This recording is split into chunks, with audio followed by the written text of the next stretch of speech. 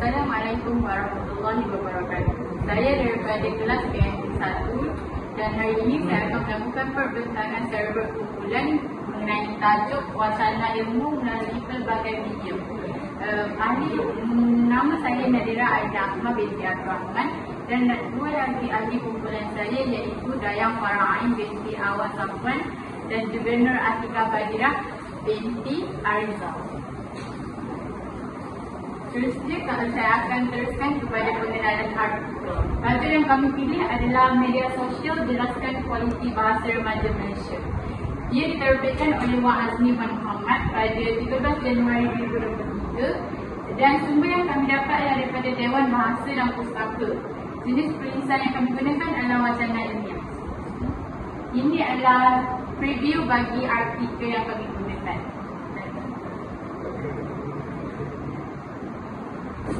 Sekarang saya akan masuk kepada keutuhan wacana.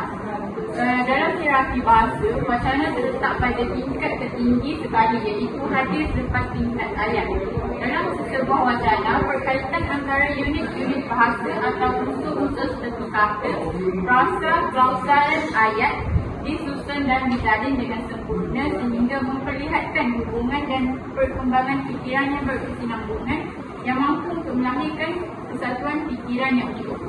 Kesatuan yang utuh ni, ia adalah perkara yang mampu untuk menunjukkan bahawa ia merupakan sebuah wacana yang baik. Sebenarnya adalah kebutuhan penulisan wacana dari segi konsistensi idea utama. Terdapat banyak yang saya masukkan. Yang pertama adalah fokus yang jelas. Idea utama artikel yang ditulis ialah media sosial memberi kesan negatif terhadap kualiti bahasa remaja Malaysia. Fokus ini taklah berubah sepanjang penulisan. Setiap perenggan yang ditulis itu kembali menyokong tesis tersebut. Yang kedua adalah pengulangan terarah. Istilah seperti bahasa rojak, singkatan, kesalahan tata bahasa dan remaja diulang secara konsisten untuk mengekalkan perhatian pembaca pada isu utama. Pengulangan ini bukanlah dianggap sebagai berlebihan tetapi ia berfungsi sebagai penekasan balik kepada tajuk utama yang diberikan. Yang ketiga adalah tentang hubungan isi dengan tema. Uraian tentang fenomena penggunaan bahasa di media sosial yang menekankan tentang kesan terhadap identiti bahasa sekaligus penulis tersebut menekankan tentang tanggungjawab masyarakat. Semua isi ini saling berkait dan tak ada pun salah satu isi tersebut menyimpang daripada tema utama yang ditulis oleh penulis tersebut. Yang keempat adalah keselarasan nada dan tujuan. Nada penulisan kekal bersifat mendidik dan memberi kesadaran.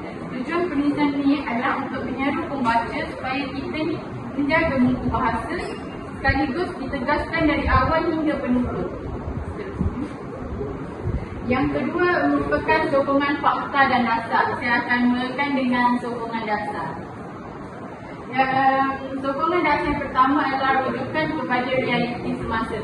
Fenomena ini dikaitkan dengan perkembangan teknologi komunikasi dan budaya digital. Ianya mampu menjadikannya relevan dengan konteks masyarakat kini. Fakta sosial yang digunakan ini mampu untuk berfungsi sebagai data kualitatif yang menyokong hujah. Dan seterusnya adalah sokongan fakta. Sokongan fakta yang digunakan adalah tentang dasar bahasa kebangsaan. Artikel yang digunakan oleh penulis, yang ditulis oleh penulis tersebut menegaskan bahawa bahasa Melayu ini adalah bahasa rasmi negara. Perkara bahasa rasmi negara ni ada dah termaktub dalam perkara 152 Perlembagaan Persekutuan. Hal ini mampu menjadi dasar utama yang mengikat kewajipan memelihara kualiti bahasa. Yang kedua adalah peranan institusi. Dewan Bahasa dan Pustaka iaitu DBP disebut sebagai badan yang bertanggungjawab memperkasa bahasa kebangsaan. Sokongan dasar ini menunjukkan bahawa isu bahasa bukan sekadar masalah individu, tapi ia merupakan tanggungjawab institusi. Yang ketiga adalah kesesuaian kesimpulan yang terkait. Kesimpulan yang digunakan oleh penulis tersebut sangatlah konsisten dengan idea utama. Kesimpulan ini menegaskan kembali bahawa media sosial mampu untuk memberi kesan kesan negatif terhadap kualiti bahasa remaja dan perlunya usaha memelihara bahasa Melayu. Yang kedua adalah nada penutup yang selaras. Sepanjang artikel ditulis, nada bersifat mendidik dan memberi kesedaran, tak ada macam cacian maupun herdikan. Simpulan mengekalkan nada ini dengan menekankan kepentingan menjaga bahasa sebagai identiti bangsa. Tiada percanggahan antara isi dan penutup, maknanya dia saling berkait. Yang ketiga adalah kekuatan mesej akhir. Kesimpulan tidak memperkenalkan idea baru, sebaliknya menegaskan balik semula isi yang ditulis oleh penulis tersebut. Seterusnya adalah kebutuhan wacana. Kebutuhan wacana yang pertama adalah untuk menjamin kefahaman pembaca. Dengan adanya kohesi iaitu penanda wacana, istilah konsisten dan koherensi iaitu alur logik isi, pembaca mudah menangkap mesej utama. Media sosial menjejaskan kualiti bahasa remaja. Itu tajuk yang digunakan oleh penulis tersebut dalam artikel. Tanpa kebutuhan, mesej tersebut akan kabur dan sukar untuk dipahami. Maknanya artikel tu orang tak nak baca kalau orang tak faham benda yang nak sampaikan pun orang belum dapat. Yang kedua adalah mengumpulkan hujah. Fakta iaitu fenomena bahasa rojak, singkatan dan dasar perkara 152 peranan DBP disusun secara berhubung. Ini menjadikan hujah lebih meyakinkan sebab isi maupun isu itu tidak berselera. Sebaliknya saling menyokong. Yang ketiga adalah menekankan fokus isu. Kebutuhan wacana memastikan artikel tidak menyimpang daripada tema utama. Semua isi daripada masalah, pesan hingga cadangan ia kembali kepada isu bahasa remaja di media sosial. Yang keempat adalah meningkatkan kredibiliti penulis. Struktur yang mantap dan kesimpulan sesuai dengan isi menunjukkan penulis berdisiplin dalam berfikir maupun menulis. Perkara tersebut mampu untuk menambah keyakinan pembaca terhadap mesej yang disampaikan. 5 adalah membina kesedaran dan tindakan. Kesimpulan yang konsisten dengan isi menjadikan seruan menjaga bahasa lebih berkesan. Pembaca ni bukanlah sahaja faham isu, tapi ni diorang akan lebih terdorong untuk bertindak sebabkan mesej yang disampaikan itu jelas dan berfokus. Seterusnya saya akan teruskan lagi perbincangan maupun perbentangan ini kepada saudari Atika. Baiklah, terima kasih Nadira atas pembentangan yang baik sebentar tadi. Jadi saya, Atika, akan menjelaskan tentang kejelasan penulisan. Kamus Dewan 1998 mentarifkan kejelasan ialah perihal sifat, keadaan yang jelas, nyatanya, terangnya, manakala gaya pula ialah cara menulis atau bertutur, cara membuat sesuatu terutama yang menjadi ciri sesuatu zaman atau seseorang.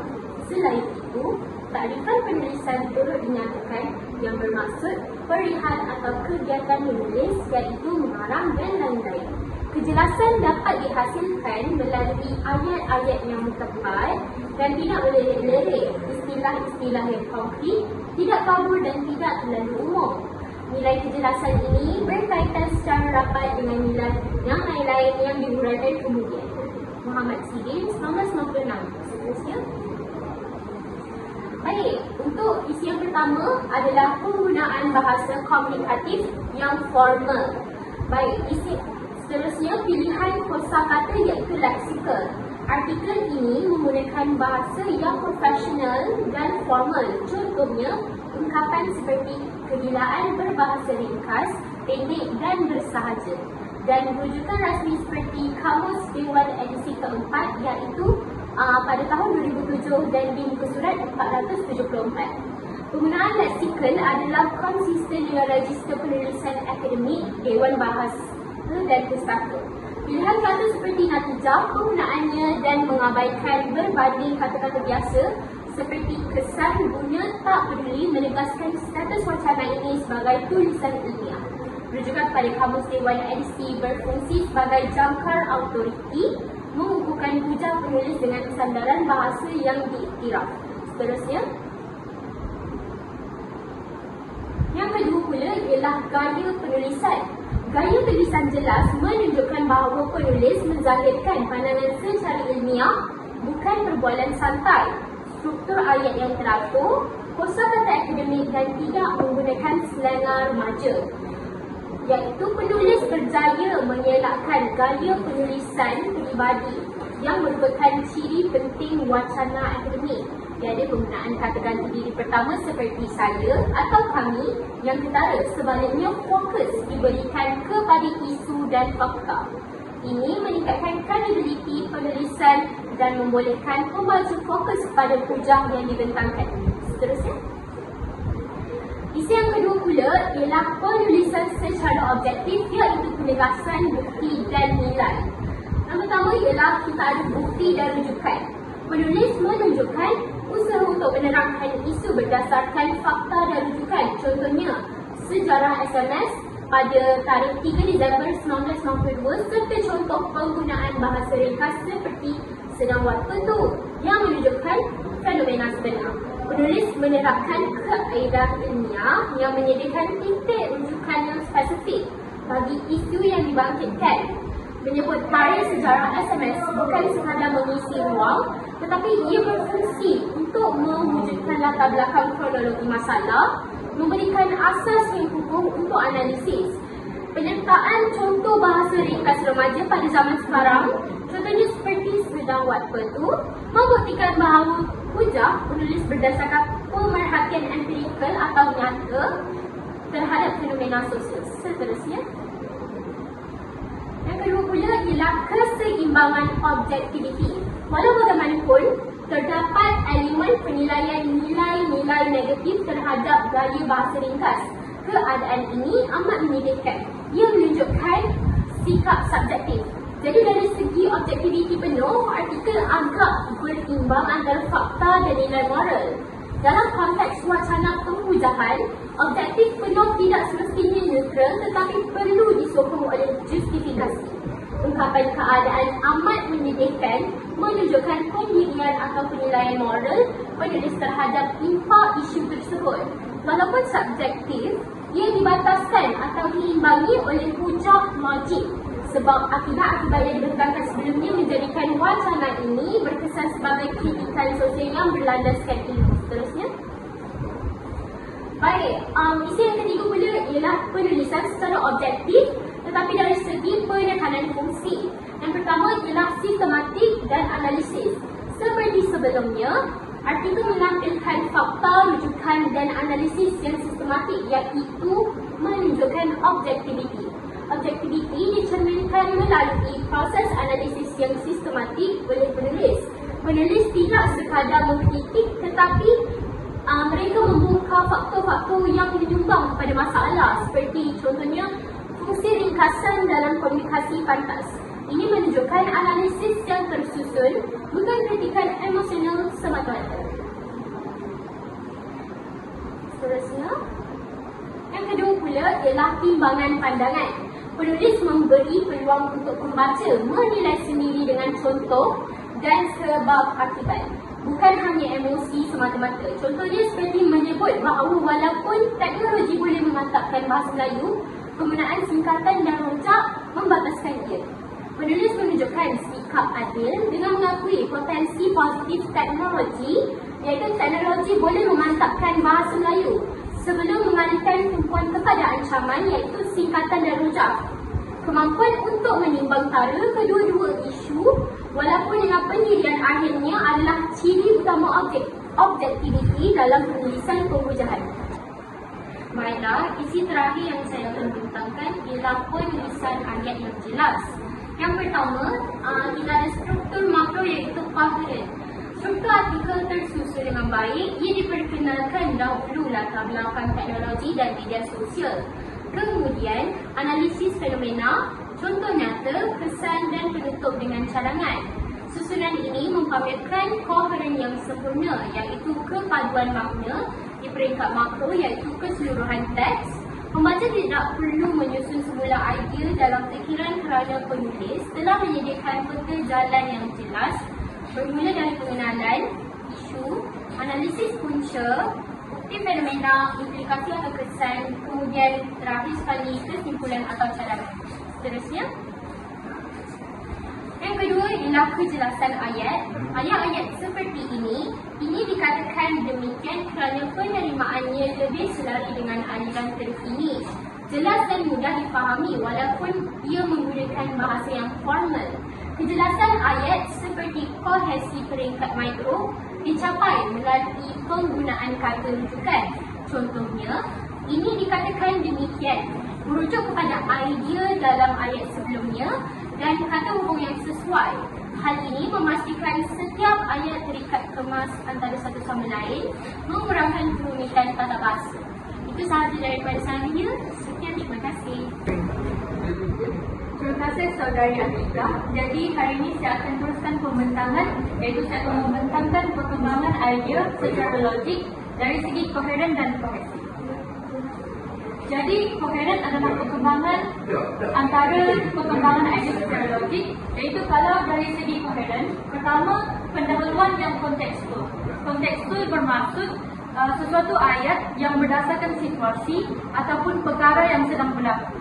Sebagai contoh, artikel dimulakan dengan gambaran umum tentang kepesatan penggunaan media sosial dalam kalangan remaja dan meletakkan latar isu yang relevan dan dengan isu semasa.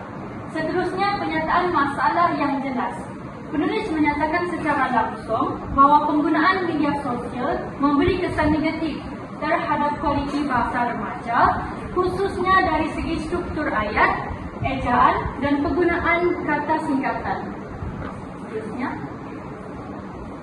huraian berasaskan contoh. Artikel menyokong hujah dengan contoh-contoh nyata seperti penggunaan bahasa rojak, singkatan tidak baku dan pengaruh budaya popular yang menjejaskan norma bahasa. Jika kita lihat kepada artikel yang telah pun dipilih oleh kumpulan ini, dapat kita lihat bahawa kebanyakan yang penulis tulis dalam artikel tersebut, dia banyak membincangkan tentang masalah remaja sekarang yang menggunakan penggunaan teks yang tidak jelas ataupun tidak penuh dalam sesuatu komunikasi. Seterusnya, cadangan penyelesaian. Di akhir artikel, penulis mengemukakan cadangan seperti peranan ibu, bapa, guru dan institusi pendidikan dalam memperkukuh penggunaan bahasa yang betul. Seterusnya ialah dari segi kohesi. Pertama, penggunaan penanda wacana. Dalam artikel yang telah pun ditulis oleh penulis tersebut, beliau menggunakan frasa seperti slide itu, namun begitu dan oleh itu, di mana ini digunakan untuk menghubungkan idea antara perenggan yang terdapat dalam artikel tersebut agar ayat yang dihujatkan dalam sesebuah artikel tersebut menjadi lebih lancar dan lebih tersusun. Seterusnya, pengulangan istilah utama. Istilah seperti media sosial, bahasa remaja dan kualiti bahasa diulang secara strategik untuk mengekalkan fokus dan kesinambungan tema. Baik, akhir sekali bagi aspek kohesi ialah rujukan semantik yang konsisten, iaitu artikel mengekalkan konsistensi dalam nada dan istilah, menjadikan pembacaan lebih mudah dipahami dan tidak bercelaru. Seterusnya, kita gerak kepada kekuatan penulisan. Jadi, di bawah kekuatan penulisan, dapat dianalisiskan dalam artikel tersebut bahawa gaya dan bahasa yang jelas dan mudah dipahami, di mana penulis menggunakan bahasa yang ringkas dan mudah untuk dipahami oleh pelbagai lapisan pembaca, termasuk golongan remaja yang menjadi subjek utama perbincangan. Ia bermaksud artikel yang telah pun ditularkan ataupun dibuat oleh penulis tersebut boleh digunakan sebagai sumber rujukan pembelajaran bagi anak-anak remaja zaman sekarang.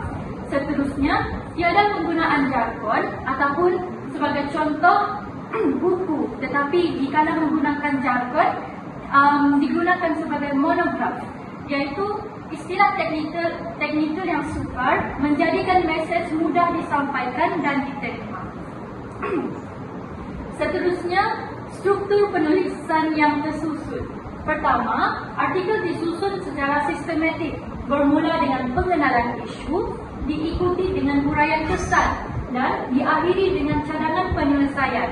Maka di sini, penyusunan perenggan yang telah dibuat oleh penulis ialah strategik dan tersusun dan inilah akan membuatkan pembaca untuk lebih mudah untuk memahami apa yang ingin disampaikan oleh penulis.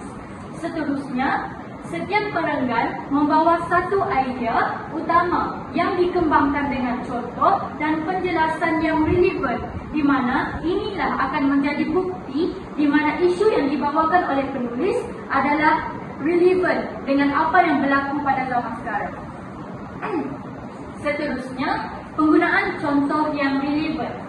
Penulis menyertakan contoh penggunaan bahasa rojak, singkatan tidak baku dan pengaruh budaya. Sebagai contoh, LOL yang sebenarnya dibawa maksud love of love. Seterusnya, IDK ataupun seharusnya istilah yang penuh ialah I don't know, dan BTW yang seharusnya istilah penuhnya ialah by the way, yang sering digunakan oleh remaja zaman sekarang kerana mengikut adat-adat budaya barat. Seterusnya, ini juga menjadikan bujang lebih konkret dan mudah dikaitkan dengan realiti semasa. Seterusnya, kita gerak kepada bujang yang rasional dan berdasarkan pemerhatian sosial. Pertama, artikel tidak bersifat emosi atau prejudis. Sebaliknya, membina bujang berdasarkan pemerhatian terhadap fenomena sosial. Maka di sini bermaksud penulis menumpukan kepada isu yang ingin dibawa oleh penulis dan tidak hanya memberikan pemberontakan dalam penulisan beliau. Seterusnya, penulis juga menyentuh peranan pelbagai pihak seperti ibu bapa, guru dan institusi pendidikan, di mana inilah yang menunjukkan pendekatan yang menyeluruh dalam artikel, di mana isu yang dibawa oleh penulis iaitu media sosial merosakkan penggunaan bahasa zaman remaja sekarang. Dan seterusnya, kita gerak kepada kesedaran nasionalisme bahasa. Pertama sekali, penegasan kepentingan bahasa Melayu sebagai identiti nasional. Artikel menekankan bahawa bahasa Melayu bukan sekadar alat komunikasi, tetapi lambang jati diri bangsa dan warisan budaya negara. Seterusnya, penulis menyuarakan kebimbangan terhadap penghakisan nilai bahasa akibat pengaruh media sosial yang secara tidak langsung mengancam kedudukan bahasa kebangsaan. Seterusnya, kritikan terhadap penggunaan bahasa rojak dan singkatan tidak baku. Penggunaan bahasa rojak dan singkatan seperti LOL, IDK dan BTW dikritik kerana menjejaskan keaslian dan keindahan bahasa Melayu. Seperti kita tahu, seharusnya kita sebagai rakyat Malaysia perlulah menggunakan bahasa Melayu sebagai bahasa standard, lebih-lebih lagi semasa komunikasi. Seterusnya, ini menunjukkan usaha untuk mempertahankan kesucian dan keturunan bahasa sebagai lambang nasionalisme. Seterusnya, seruan kepada institusi pendidikan dan keluarga. Artikel menyeru agar ibu bapa, guru dan institusi pendidikan memainkan peranan aktif dalam mendidik remaja tentang kepentingan menggunakan bahasa yang betul.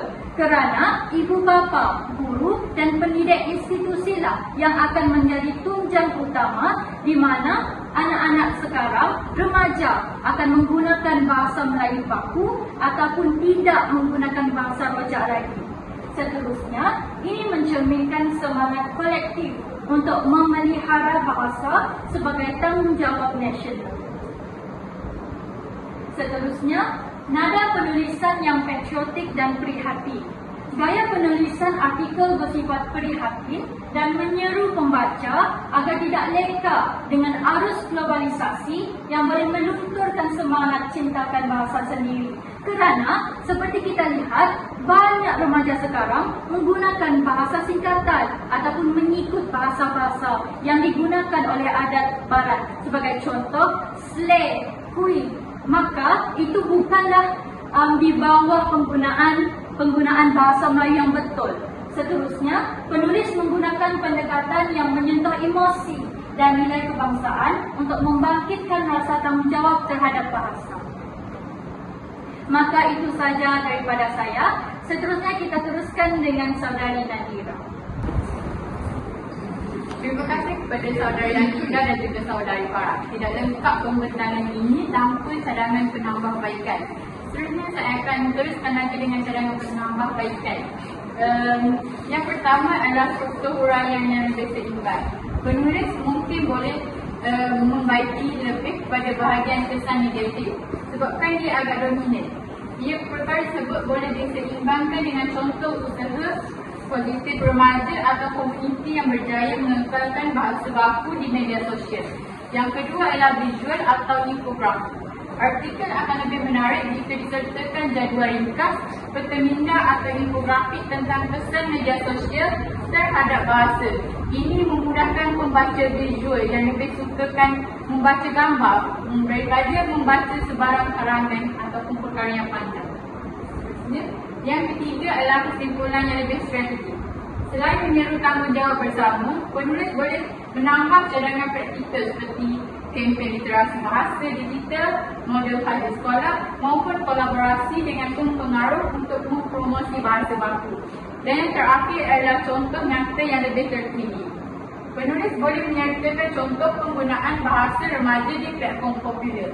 Sekarang banyak platform yang popular seperti TikTok, Twitter, Instagram maupun Facebook. Perkara tersebut menjadikan artikel lebih dekat dengan realiti pembaca sekarang. Saya rasa itu sahaja perbentangan daripada kumpulan kami. Sekian, terima kasih.